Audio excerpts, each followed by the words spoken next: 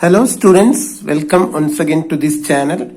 In this video we are going to see the second derivation of the second lesson, electrostatic potential and capacitance of class 12 physics in CBSE.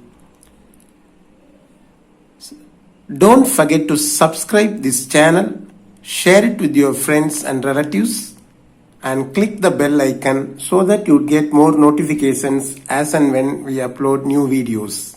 Come on, let us learn the second derivation. Electrostatic potential due to an electric dipole.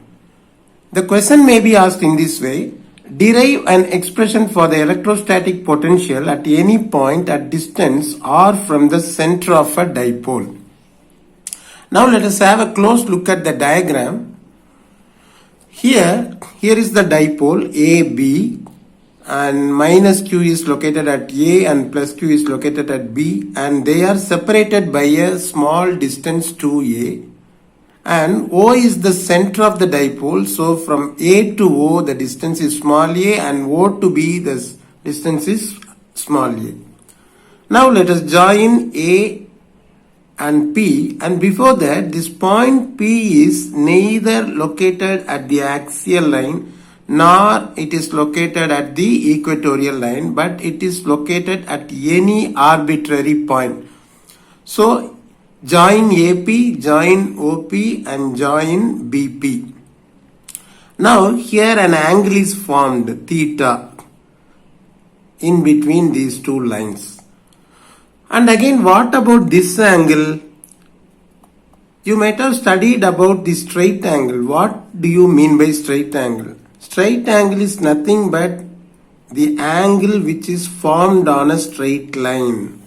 That is 180 degree. So if this angle is theta, then this angle might be 180 minus theta. Hope you would have all understood this.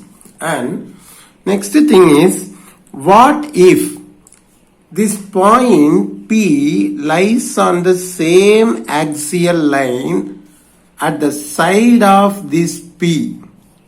Here let me extend this axial line, and what if this P lies on this side?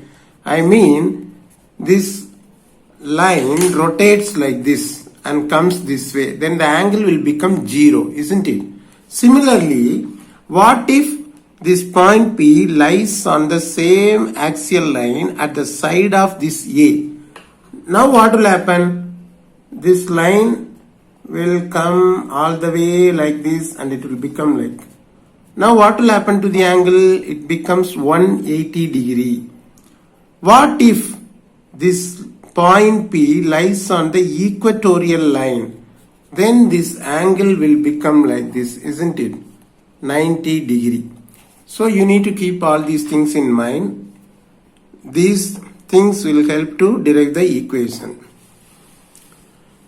Then I have drawn the diagram once again. Here what have I done is, I have extended this line up to this point.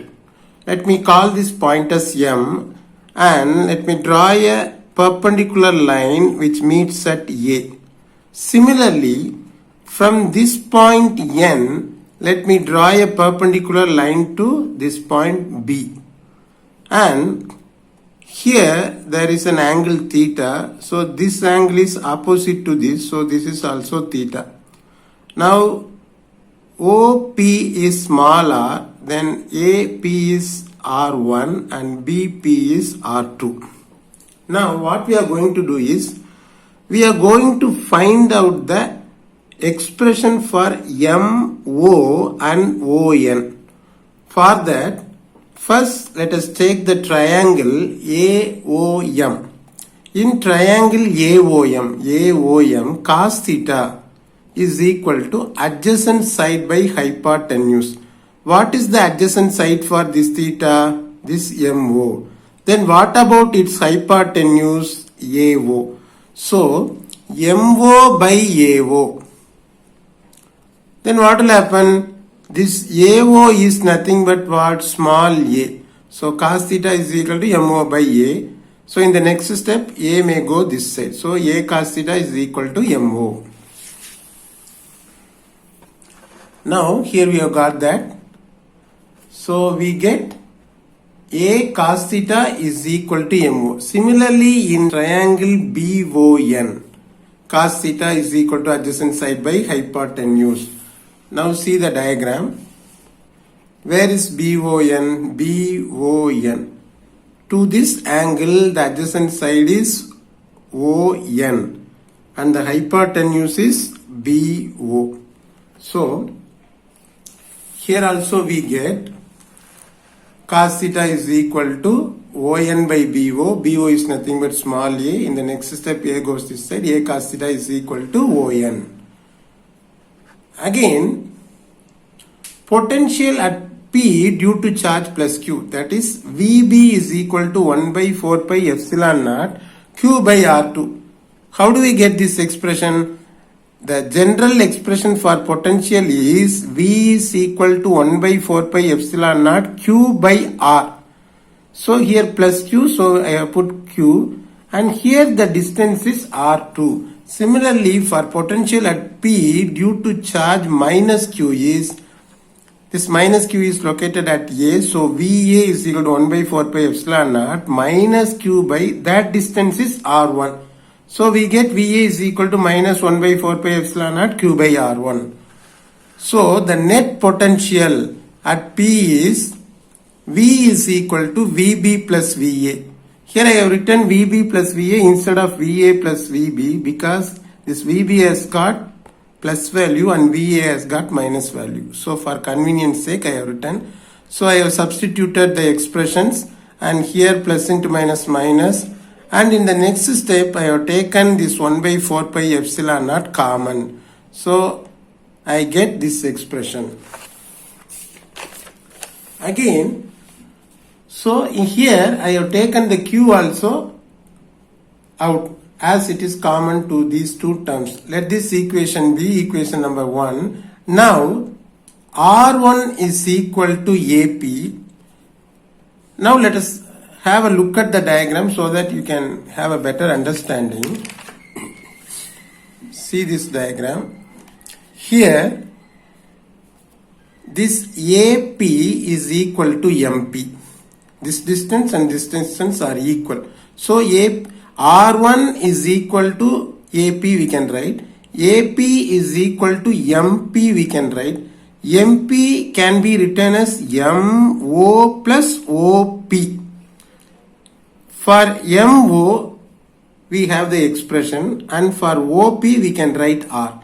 Similarly here this BP and NP are equal. Here only you may get little bit confused because this distance and distance, they don't look alike, they don't look equal, because this diagram is not drawn up to the scale or perfectly. If it is drawn perfectly, then you may not get confused. So anyway, let us take BP is equal to NP. So R2 is equal to BP and BP is equal to NP. This NP can be written as OP minus ON. OP we know, which is small r, and ON, for that we have the expression, we can substitute it. So here you see, now R1 is equal to AP, AP is equal to MP, MP can be written as OP plus MO, which is nothing but R plus A cos theta. Again R2 is equal to BP, BP is equal to NP, NP can be written as OP minus ON, which is nothing but R minus A cos theta. Now substituting the values of R1 and R2 in equation 1, then we get this expression, and let us take the LCM for these two. LCM is nothing but what? The product of these two. So when we write the product, here R minus A cos theta is there, this is not there. So multiply this one with this one. So R plus A cos theta minus. Here R plus A cos theta is there, what is not there? R minus A cos theta is not there. So multiply this one with this one. So we get R minus A cos theta. This should be written within bracket because minus term is there within the bracket. Now here you see this is r minus a cos theta, this is r plus a cos theta. How do they look like? They look like a minus b into a plus b. Now let us go back to the algebraic formula. A squared minus b squared is equal to a plus b into a minus b. So here also it looks like that. A minus b into a plus b is equal to a squared minus b squared. So I have written a squared. This term is b. So b squared, a squared cos squared theta. In the next step, now here minus is there. So minus into plus minus. Minus into minus plus. Now this r and r get cancelled. So a cos theta plus a cos theta, we get what? 2a cos theta. By this term we get. In the next thing, we all know that this q into 2a is equal to small p, that is dipole moment, the expression for dipole moment. So in the place of q and q into 2a, let me write p. So we get this expression 1 by 4 pi epsilon naught into p cos theta by r squared minus a squared cos squared theta. So in comparison with the r, this a is very very small, so this term can be dropped out. So for a short dipole, when r is very very large than a, then a squared is negligible, so it can be dropped out. So we get the expression v is equal to 1 by 4 pi epsilon naught p cos theta by r squared. This is the final expression for this derivation. Anyway, sometimes they may ask the special cases too, and also these special cases can be very much helpful in answering 1 mark question. So let us have a look at this. Special cases. Number 1. When the point P lies on the axial line of the dipole at the side of B, then theta angle becomes 0.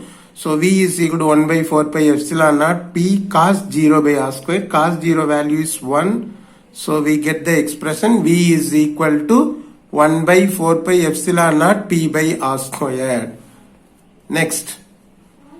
When the point P lies on the axial line of the dipole at the side of A, then theta will become 180 degree. What is the value for 180 degree? Minus 1. So V is equal to 1 by 4 pi epsilon naught P into minus 1, which is equal to minus 1 by 4 pi epsilon naught P by r square.